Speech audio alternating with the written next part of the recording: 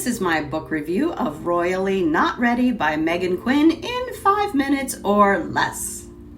I'm author Nancy Basile and I write cozy mysteries. You can download my prequel for free using the link in the description below.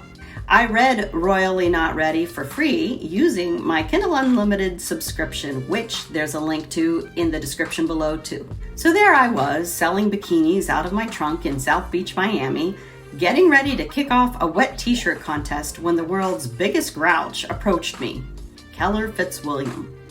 The man had the sultriest British accent I've ever heard, and he looked like he just walked off a Viking boat and into a suit tailored specifically for his impressively muscular frame. Only problem is he had the warmth of an ice pick, and he kept telling me he was here to take me to his home country. Of course I didn't follow him. I might be up for a good time, but I'm also educated enough to know leaving with a stranger isn't smart. Well, that's until he mentioned my mom's name. My mom who passed away several years ago. So after some serious fact-checking, my bikini-clad bum went with him to a sub-Arctic country I had never heard of just north of the British Isles, where I found out my grandpa was the king of said freezing country and I was the one and only heir. Desperate to learn more about my mom, I decided to give this princess thing a chance. Good idea, right? Wrong, because Mr. Ice Pick was put to the task of training me, and he's not just cold as ice, he's pompous, aggravating, and possessive. And did I mention we have to share a bathroom in a tiny castle? We are oil and water every single day, and even though he's training me to be queen, I have this simmering desire to kneel before him. The tropes you'll find in Royally Not Ready include forced proximity, enemies to lovers, workplace romance, royalty, forbidden love, grumpy sunshine, and dom sub. I love Meghan Quinn. If you watch my videos, you know that, but I wasn't crazy about this book. Shh.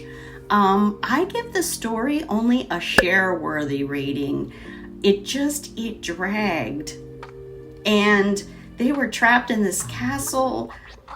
Banter level, however, I will say was a hit streaming comedy, mainly because of the female character. She's a riot. She's really crazy, and she really gives the male main character a run for his money.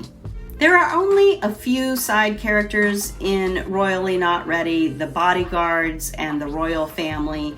I would give them automatic invites. They were fleshed out pretty well, and I really enjoyed them. The setting for Royally Not Ready, I didn't feel like it was used enough. They were in a completely different country with volcanoes and hot springs that Meghan Quinn just barely touched on. They spent 90% of the book inside a tiny little castle.